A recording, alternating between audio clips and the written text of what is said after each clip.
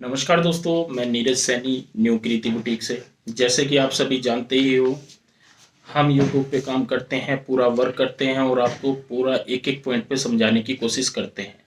फिर भी कहीं ना कहीं कुछ छूट जाता है तो उसके लिए दोबारा रिपीट करते हैं, रिपीट पे रिपीट करते जाते हैं और कोशिश ये रहती है कि आपकी नॉलेज में वो पॉइंट आ जाए जहाँ पे आप कुछ चूक रहे हो, जहाँ पे कुछ आप भूल जाते हो या किसी भी कारण से आप कुछ परेशानी में आ जाते हो।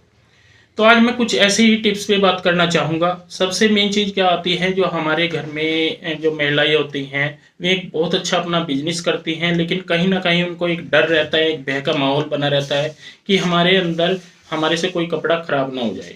महंगे सूट काटते हुए वो डरते हैं और उसके डर के कारण ही कई बार हम फिटिंग में लूज टाइट या फिटिंग में कोई ना कोई कमी छोड़ देते हैं। तो वही कारण होता है कि कस्टमर हमारे ऊपर आके भड़कते हैं।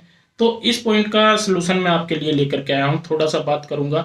ये ज़्यादा नहीं, 10 मिनट की हमारी बात होगी और इससे शायद मैं कोशिश करूंगा कि आपको कुछ ना कुछ बेनिफिट जरूर मिलेगा।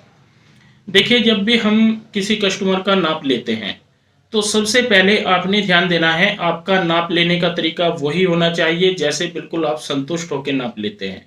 कई बार हमारे पास हाई प्रोफाइल जो कस्टमर आ जाते हैं तो हम उनको देख के थोड़ा सा एक नर्वस फील करते हैं कि नहीं, क्योंकि वो नॉर्मल सी बात है, महंगे सूट लेकर के आते हैं। तो हम थोड़ा सा डर जाते हैं कि नहीं, ये सूट इतना महंगा है, हमें किसी से पूछना पड़ेगा कटिंग के बारे में, या फिर ये अगर हमने सूट पकड़ लिया तो ये मतलब कैसे कटिंग करूंगी, या मैं यूट्यूब पे बार बार सर्च करते रहूंगी, वीडियो देखती रहूंगी, उसके बाद कटिंग करूंगी। तो मैं यहाँ पे सबसे पहले तो आपको ये बताना चाहूँगा, जब भी आप कस्टमर का नाप लें बिल्कुल संतुष्टि के साथ लें। आप ये सोचें कि वो सूट आपका उनका चाहे 300 रुपये का हो, चाहे 3000 का, उसकी वैल्यू आपकी नॉलेज में उतनी, आपके दिमाग में उतनी होनी चाहिए कि आपको अपने काम पे एक पूरा कॉन्फिडेंस रहना चाहिए। तो आपके पास चाहे 300 का हो, चाहे 3000 का सूट हो, उसमें कभी भी कमी नहीं आएगी। जब आपके मन में डर का माहौल आ जाएगा तो उसी टाइम, चाहे आपके पास 300 रुपये का सूट भी होगा, तब भी आपको थोड़ा डर महसूस होगा। तो प्लीज ये मेरी रिक्वेस्ट रहेगी, चाहे आपके पास कोई भी कपड़ा आए तो उसमें बिल्कुल भी ना डरे। फिर दूसरी बात आ जाती है कि हम यूट्यूब पे देख देख के बार बार कटिंग करते हैं। यूट्यूब पे एक से एक बड़े से बड़े मास्टर बैठे हैं और बहुत ही अच्छा काम सिखाते हैं, ये मैं एक दावे के साथ कह सकता हूँ। क्योंकि कई चीज़ों की नॉलेज जो मिलती है वो आपको एक बार में नहीं, दूसरी बार में, तीसरी बार में आप उसको देखो, सर्च करो, और एक से एक पॉइंट, मतलब बारीकी के पॉइंट यूट्यूब पे हर बंदे ने डाले हुए हैं। बस आपको फॉलो करना है कि आप कौन सा चैनल देख रहे हो, उनकी क्या पॉइंट, मतलब क्या क्या पॉइंट वो बताते हैं और उस पॉइंट पे क्या आप अमल कर रहे हो। तो इन चीज़ों का ध्यान रखें तो आपको बिल्कुल भी दिक्कत नहीं आएगी। सभी के पास नॉलेज का भंडार है, जितने भी यूट्यूबर हैं किसी के पास ऐसा नहीं है कि नॉलेज नहीं है। कोई, कई बार क्या होता है, कोई किसी काम में ज़्यादा परफेक्ट होता है, कोई किसी काम में ज़्यादा परफेक्ट होता है। जैसे हमारे कई यूट्यूबर हैं वो डिजाइनर में इतने परफेक्ट हैं जिसकी कुछ हद नहीं। कई यूट्यूबर हैं वो कटिंग के ऐसे मास्टर हैं जिनके देख के ही लगता है कि वाकई में बहुत अच्छे मास्टर हैं। तो इस तरीके के सभी होते हैं। ये तो हो जाता है एक काम की बात। दूसरी बात आ जाती है हमारी प्रॉफिट और लॉस की। हम बुटीक में काम जब करते हैं तो हमें कई बार ये लगता है कि हम लॉस में चले गए हैं। एक दो महीना हमें लगता है हम प्रॉफिट में हैं। हम 2 महीने 3 महीने काम करके पूरा साल ऐसे निकाल देते हैं, जो हमारे बाकी के 7 8 महीने हैं वो हमारे लॉस में चले जाते हैं।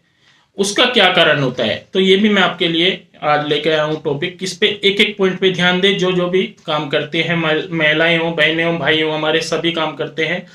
लॉस का कारण क्या होता है, देखिए, सबसे मेन चीज तो है कि आप किस पॉइंट पे बैठ के स्टिचिंग का काम कर रहे हो। सपोज करो आपने एक 10 12 15 हजार रुपए का एक किराए की दुकान ले लिया, शोरूम ले लिया कोई भी, और फिर आप उसमें काम कर रहे हो और आपका शुरुआती काम है। शुरुआती काम में क्या क्या होगा कि वहां पे आपको पहले दिन से ही लॉस होना शुरू हो जाएगा, तय हो जाएगा। आप चाहे उसमें 50 हजार से शुरू करो और चाहे चाहे उसमें आप 5 लाख रुपए लगा दो, तो तय होना पक्का है कि लॉस होगा ही होगा। तो मेरा ये मानना है, जब भी आप काम शुरू करते हैं घर से शुरू करें, अपने घर से शुरू करें। ना तो वहां पे आपको रेंट देने की जरूरत है और ना ही आपको वहां पे चाय पानी का कोई खर्चा होता है।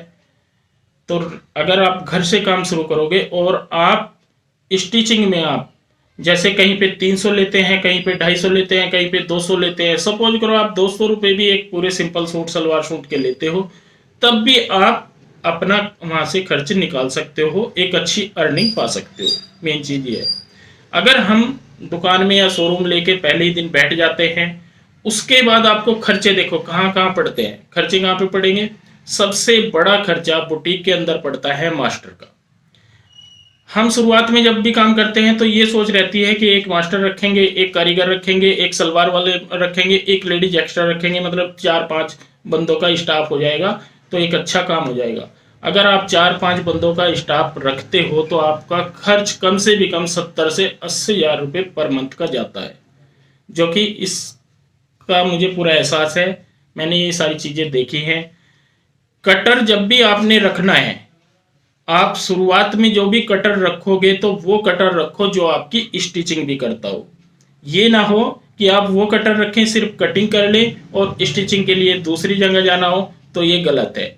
आप उनसे एक बार बैठ के आराम से तसल्ली से बात करें, अगर आपको कटर की ज़रूरत है तो, चाहे घर पे हो चाहे शॉप में हो, कि भैया आपकी सैलरी क्या है।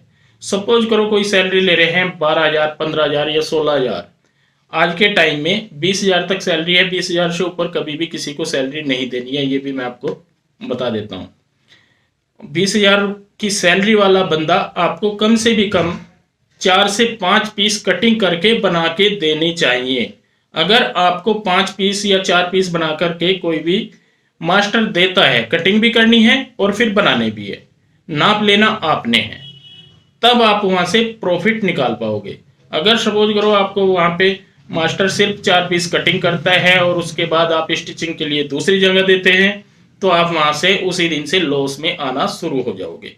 तो ये चीज़ों का आपने ध्यान रखना है और कमेंट करके मुझे ज़रूर बताना है कि इस तरीके की नॉलेज आपको और क्या क्या चाहिए बुटीक के अंदर। फिर बात आ जाती है कि एक हम गलती कहाँ करते हैं, एक सलवार वाली हम पर मंथ के हिसाब से रख लेते हैं। देखिए सलवार का मैं आपको बताऊं, 50 रुपीज़ हमारे पे हम जैसे पे करते हैं, सब जगह यही होता है, कहीं 10 रुपये कम, कहीं 10 रुपये ज़्यादा है, 50-60 ये रेट चलता है सलवार का। हम क्या करते हैं कि सलवार वाली रख लेंगे 5-6-7 हज़ार में, तो वो भी हमारा एक लॉस का कारण होता है। शुरुआत में एक तो काम कम होता है, फिर हमने मास्टर अलग से रख लिया है, फिर बनाने वाला कमीजें अलग से रख लिया है पीस रेट वाला, फिर हमने सलवार वाली सैलरी पर रख ली है। हम सोचते हैं कि थोड़ा बहुत हमारा जैसे अल्टर पल्टर का काम करती है या कुछ भी साफ सफाई पे या कपड़े रखने, वो चीज़ ना करें। वो चीज़ आपको शुरुआत के 3 महीने खुद लगाने होंगे। तो आपने प्लीज़ ये ध्यान रखना है, सलवार आप बाहर से बनवाएं। अगर आप शॉप पे सलवार बना रहे हो तो पीस रेट पे बनवाएं, कभी भी सैलरी पे काम नहीं करवाना है। सैलरी पे सिर्फ आप मास्टर रख सकते हो, वो भी वो रखना है जो आपको बना करके देता है। नहीं तो सबसे आसान सा तरीका ये है, आप थोड़ा सा काम सीखें। थोड़ा जब काम सीख जाओगे आप 2-3 महीने उस पर सर्च करें, थोड़े हल्के पीस लाएं। अगर आपको शुरुआत में काम करना है, जैसे 100-150 रुपये की सेंचुरी आ जाती है 2-3 मीटर, उन पे आप ट्राई करें, पेपर पे ट्राई करें। एक बार आपके पास कटिंग आ जाती है, फिर आप एक सिलाई के लिए टेलर रख सकते हो जो कि पीस रेट वाला होना चाहिए। सपोज करो आपने 3 पीस भी अगर बुकिंग करे हैं और 3 पीस आप काट के टेलर को दे देते हो, तो वो ज़्यादा 100 रुपये स्टिचिंग लेगा, तो उसके 300 रुपये हो जाते हैं। सलवार के हो जाते हैं आपके 50 के हिसाब से 150 रुपये, तो आपके 450 वहाँ चले जाते हैं। 100 रुपये का खर्चा लगा लो, 550 रुपये हो जाते हैं। और अगर हम 300 रुपये भी लेते हैं तो हमारे 1500 रुपये वहाँ पे बन जाते हैं। तो 800-900 रुपये का हमारा वहाँ पे मार्जिन निकल आता है अगर हम घर पे भी काम करते हैं। 800-900 रुपये का पर डे का मैं मार्जिन आपको बता रहा हूँ। और आपको मैं क्लियर कर दूँ, हमारे थ्रू जो लोगों ने काम किया है, बुटीक बहुत अच्छा चलाते हैं, डायरेक्ट मेरे से बात करते हैं, किसी भी पॉइंट पे कुछ पूछना हो तो फ़ोन करते हैं। तो प्लीज़ आप बिल्कुल भी ज़्यादा कमाने के चक्कर में नुकसान में ना जाए, मेरी यही रिक्वेस्ट है। और इस तरीके की वीडियो मैं आपके लिए और कितनी लेकर के आऊँ और किस टॉपिक पे लेके आऊँ, कौन सी हमें मशीन लेनी चाहिए, कौन सी हमें कैंची लेनी चाहिए, कितना हमें शुरुआत में खर्चा करना चाहिए, तो आगे इसी टॉपिक पे ज़रूर आपके लिए वीडियो लेकर के आऊँगा। तो आज के लिए बस इतना ही, मिलते हैं एक नई वीडियो के साथ। बहुत बहुत धन्यवाद।